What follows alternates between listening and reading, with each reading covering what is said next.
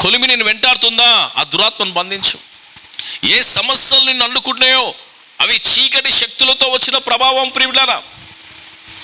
నీ శరీరంలో వ్యాధి కావచ్చు, నీ తలంపులో ఆలోచనలు కావచ్చు, నీ యొక్క సక్సెస్ని, నీ యొక్క ఎదుగుదలకు ఆటంకంగా ఉండొచ్చు, నువ్వు అనుకున్నది నెరవేరకపోవచ్చు, నీ ఆత్మీయతను చెడగొడుతుండొచ్చు, నీ భవిష్యత్తుని అనేక రకాలుగా మనుష్యుల రూపంలో నీ దగ్గరకు వచ్చి నిన్ను నాశనం చేస్తున్నది.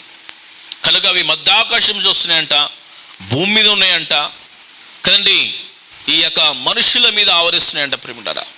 కనుక వాటిని నువ్వు ఏం చేయాలా? బంధించాలంటే నువ్వు ఏం చేయాలా? దేవుడిచ్చే సర్వాంగ కవచం నువ్వు ధరించుకోవాలా.